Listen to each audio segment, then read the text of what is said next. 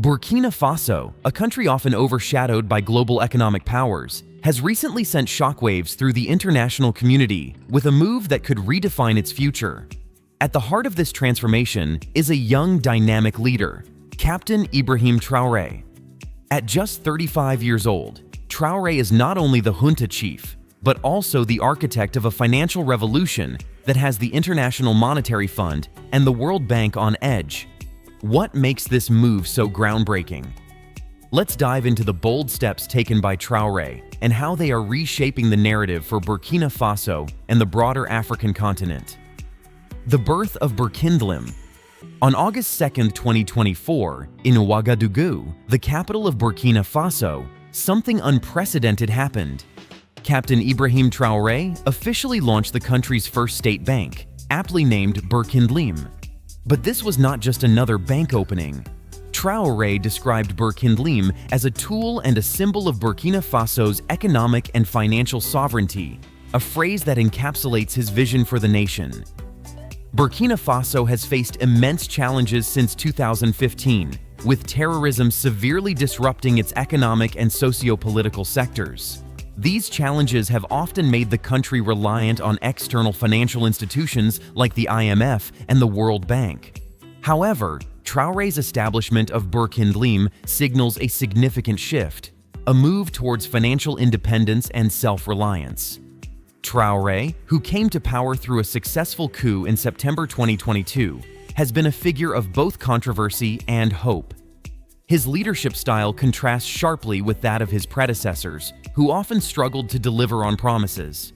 One striking example of his popularity was when he expressed a desire to step down, only to be met with widespread public demand for him to extend his transitional period by another 5 years. This level of public trust is rare, and it underscores the faith that the Burkinabe people have in Traoré's vision. Reclaiming monetary independence. One of the most significant aspects of Traoré's financial revolution is the reclamation of monetary independence. For decades, Francophone African countries, including Burkina Faso, have been tethered to the Central Bank of West African States, an institution that operates more as an extension of the Bank of France than as a true central bank for the region.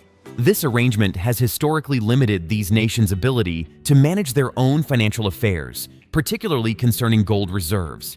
However, with the recent revision of Burkina Faso's mining code, a new era is dawning.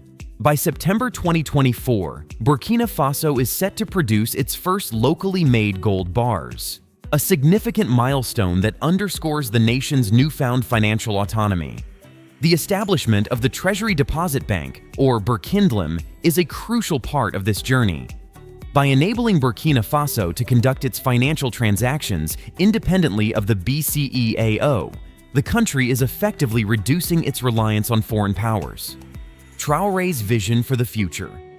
During the recent African Economic Summit held in Niger, Captain Ibrahim Traoré outlined his vision for Burkina Faso and, by extension, for Africa. His approach is refreshingly straightforward, divided into 3 distinct phases: understanding the world, advocating for change, and presenting a vision for the future. Traoré's understanding of the world has been shaped by extensive interactions with politicians, diplomats, and business leaders from across the globe over the past 20 months. These encounters have provided him with valuable insights into the global dynamics at play and have helped him formulate a vision that is both ambitious and grounded in reality. He is acutely aware of the imperialist perspectives that have long dominated global discourse, often portraying indigenous peoples as savages and positioning Western powers as the sole arbiters of wealth and happiness. Traoré's vision seeks to dismantle these outdated notions and replace them with a model that values African sovereignty and self-determination. One of the most striking aspects of Traoré's vision is his focus on reclaiming Africa's narrative. He has been vocal about the need for Africans to emancipate themselves from the ideologies imposed by external powers, particularly in how they view themselves and their resources. Traoré's speeches have resonated deeply with many, as he highlights how external influences have manipulated cultural symbols and distorted perceptions of African identity. He points out, for instance, how the color black, once a symbol of strength and resilience in many African cultures, has been redefined through a Western lens as a color of mourning and despair. This, he argues, is just one example of how imperialist powers have sought to reshape African identity to suit their narratives. A bold defense strategy. Traore's vision for Burkina Faso is not limited to economic independence. He is equally committed to strengthening the country's defense capabilities. Burkina Faso has been plagued by terrorism, particularly in the Sahel region, and Traoré understands that economic sovereignty is meaningless without the security to protect it. In a bid to bolster the nation's defense, Traoré has initiated an ambitious plan to nearly double the size of Burkina Faso's military forces. Active recruitment drives for both officers and non-officers are underway, with plans to enlist at least 10,000 new soldiers in the coming days. This expansion is not just about numbers, it's about ensuring that the military is well equipped to meet the challenges posed by terrorism and other threats. Traoré has secured partnerships with suppliers willing to provide essential military equipment on favorable terms, allowing Burkina Faso to address its equipment needs despite external pressures. Some powerful nations have sought to impede Burkina Faso's military procurement efforts, driven by their own interests in the region's mineral resources.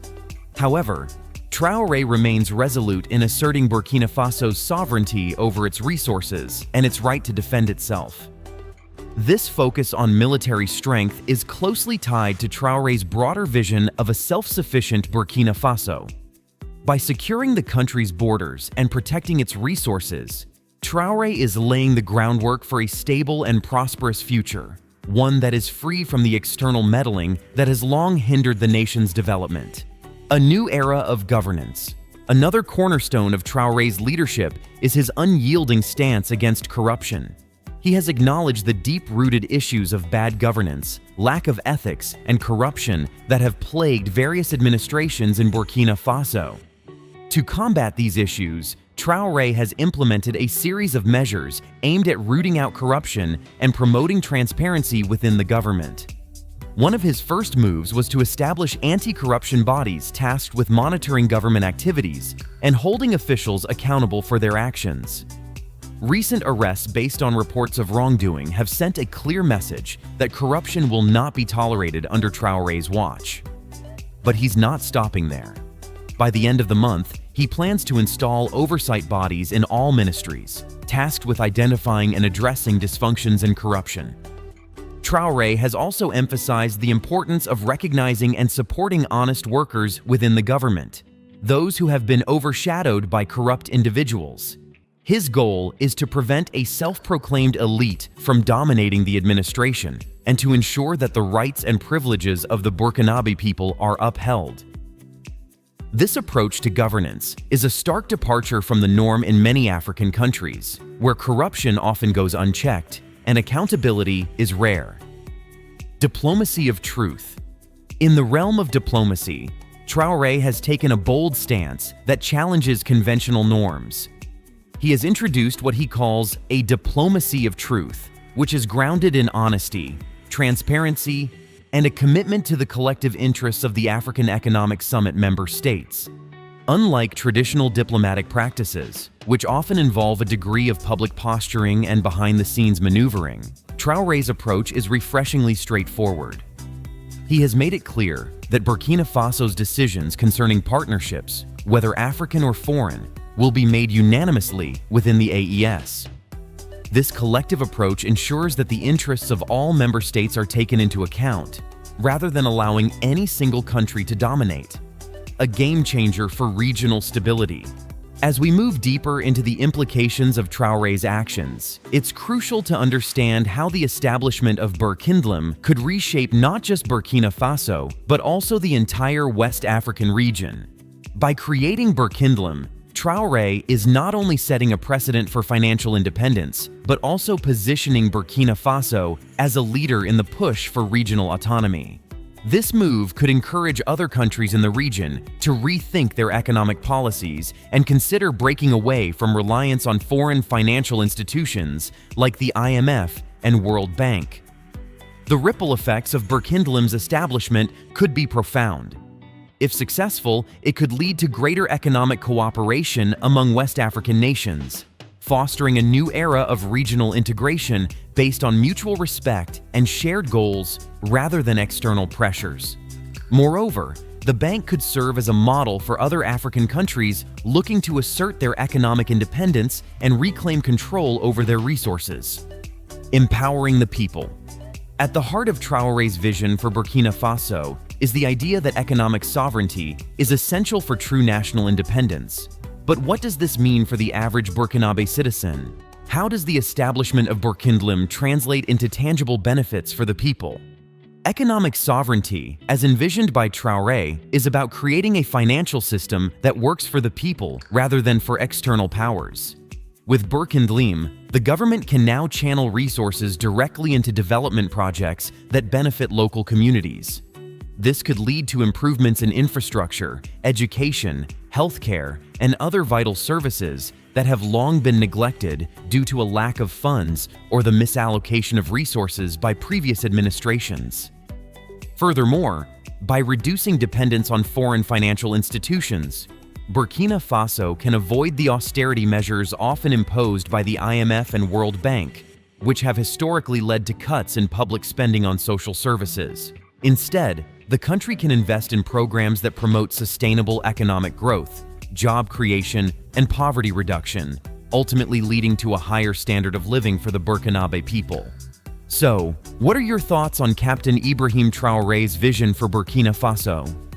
We'd love to hear your insights. If you found this analysis insightful, don't forget to like, share, and subscribe to our channel for more in-depth discussions on the developments shaping our world.